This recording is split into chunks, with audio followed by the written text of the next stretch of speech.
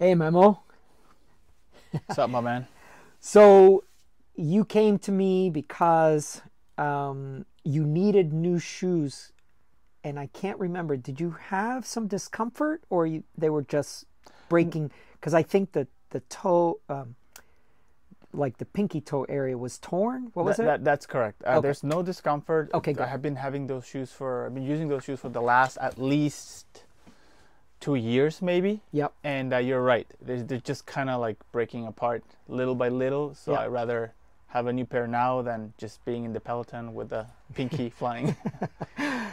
I do remember, though, you had some inserts, I do. the specialized wedges. I don't see them in your hand right now. I thought about that when I was driving in. I was like, Okay. crap, I forgot my. All right. Okay.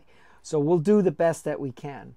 Okay. So when we did the fitting using the Lake measuring tool, can you reach behind you? It's right there in the wood. Yep. Perfect. We used this tool to assess the width and the length of your foot, and the calculations were really close to a 47, but this particular shoe does not come in half sizes, so we also ordered a 48. Okay, sir, let's see what you got. Try one of them on. Let's try the 47. Yeah, okay, 47. Ooh. New pair. Yeah. Now I remember I had some 238s in the shop, and you were like, "Wow, the quality is really good in these shoes." I love I like the white and black contrast. Yep. It looks fantastic. I remember liking this lower part of the shoe and the part in the front. Yeah. But overall, I like the design. It looks elegant. Yes. Just my personal taste. I wanted a white shoe with black contrast like that, and this one looks elegant enough for me. Well, and the other thing is, the shoe, in my opinion, doesn't look inexpensive. It is over 200, but the thing is, they go up as high as 550. Right. And yet, you look at this shoe, it still looks like a very high quality, very well made shoe. Yeah. Yeah. I completely agree with you. Yeah. All right, let's give that a try. And I don't remember, is there one foot that's bigger than the other? I don't think so. Maybe. Okay. One toe got fractured a long time ago. Yeah. That's a different story. That's a different story. Yeah. Okay. And so this is the 47. 47. Okay. Feels like. So wait, sit back down, please. Okay. Please. And then just kick your heel back. So go like this. And then cinch the boa a little bit if you think you need it. See how you get a little bit more.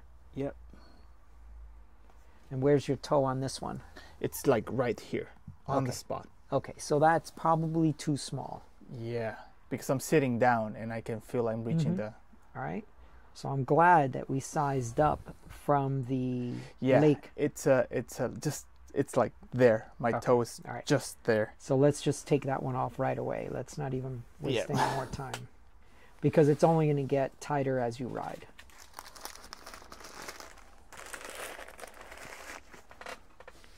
Now that 47, if we look at this sizing chart, they call a 47 a 13 and a half. What do you normally wear? These are probably 14s. I'm between, depending on the shoe. This is 14. Yeah. But I can have other shoes that are 13. So it usually depends. I'm this weird. I'm in this weird limbo. Yeah. So based on their fitting, it's like a 13 and a half. All right, let's try the 48 then, sir.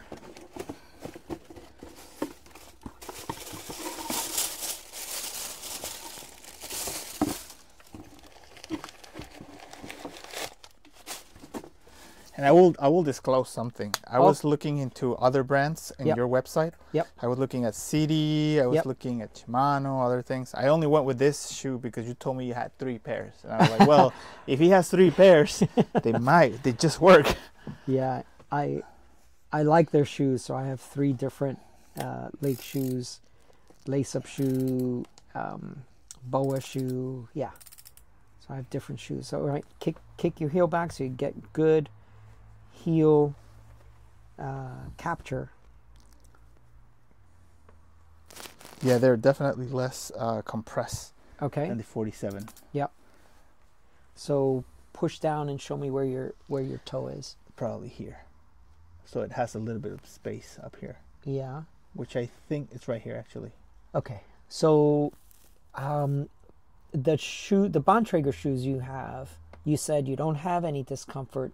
How can you could you compare the 2 shoes? Does this foot feel like pretty much the same place the other shoe It feels a little bit bigger than the other one. But remember that on the Giro shoes that I usually use, they have a insole and they have the inserts as well. So maybe with the insole and the inserts, this becomes just that. Okay. Well, you're going to have to take these home. Okay. Since you didn't bring those inserts with you. Put those in. And so from afar, it looks like you've got a little bit of room here. So go ahead and loosen that up.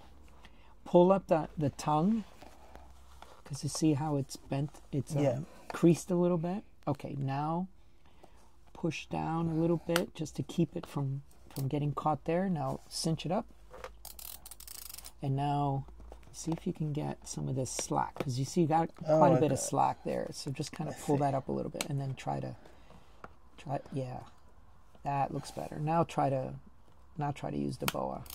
This is the thing about a single boa system. You sometimes have to help it along. So if you got room here, now a lot of times when I talk to people about a shoe, we really, really need the width.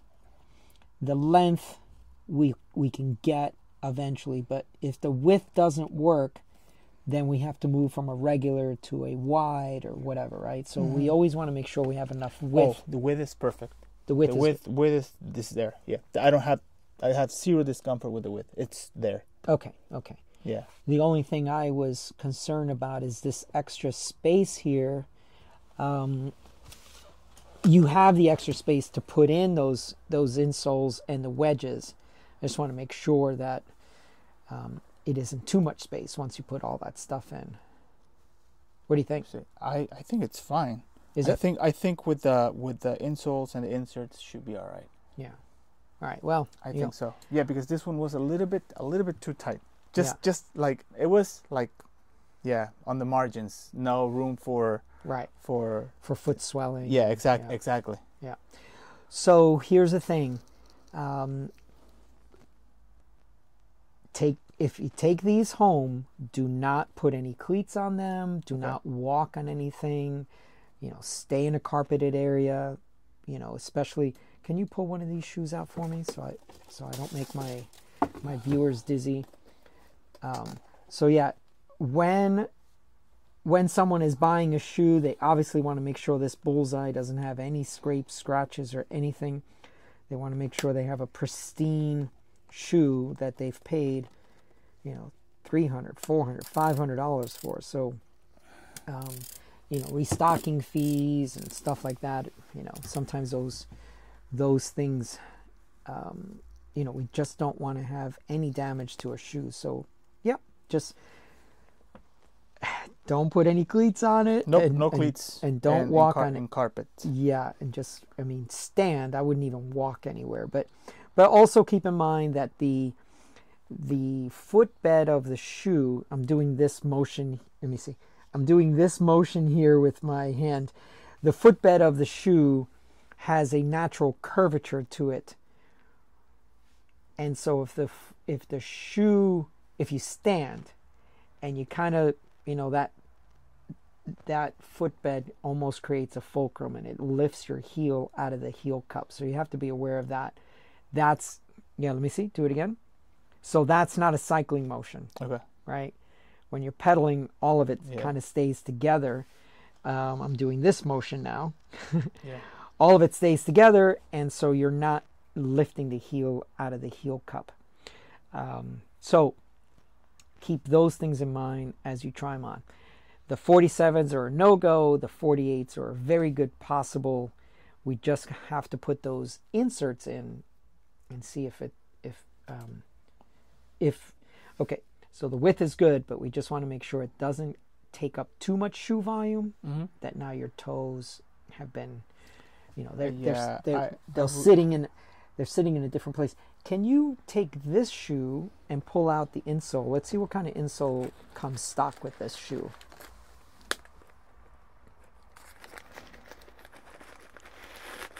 And then gauge the thickness of this insole to the one that you're going to put in. Is it much thinner than the one you're going to put in? Not much. Maybe just a little bit thinner. Okay. Just a little bit. All right. So your insole is thicker than this. Yeah. And you got wedges. And I got wedges. Okay. So this will be an interesting experiment to make sure that everything fits. And they're the Specialized Varus wedges, or whatever they call them. Valgus, Varus, I forget which. The Bike Fit, or where you got those wedges, were they a Specialized concept store? Well, it was in the Bay Area, so Specialized is all over the Bay Area, especially in the South Bay. It was in Revolution and Fitness, I believe, in Mountain View, somewhere around there. Yeah. Yeah. But when you walked around the shop, did you see a lot of Specialized bikes? They had a lot of Specialized parts. Yeah, that's what they had. Okay. Yeah. So their fitting philosophy, their shoe philosophy is to put in.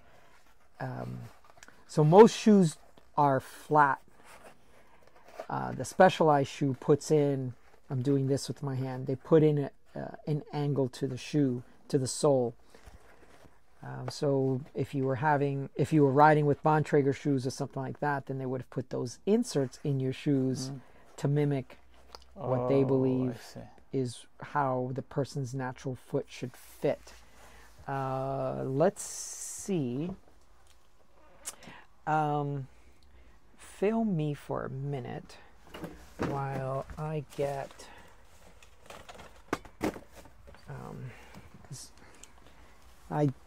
I went through their fitting school, which is why I'm telling you all this stuff. So this is all the pre-fit.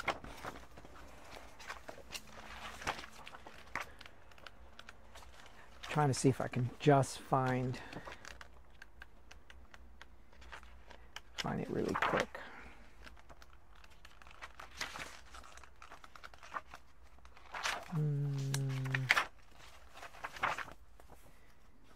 Cleat placement.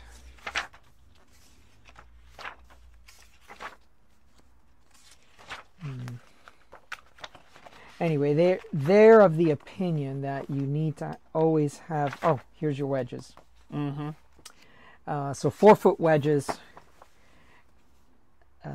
So they are of the opinion that all shoes should have this angling of your foot. So yeah, that's their thing. So you guys can pause and read that stuff. So I'm glad I found that. Arch support, everyone should have, in my opinion, good arch support. So you can see all my little notes from from the class. Let's see. Yeah, that's good enough for now. Okay, anyway. Oops, we're going to have. Thank you so much for tuning in. Please like and subscribe, and we'll see you up the road.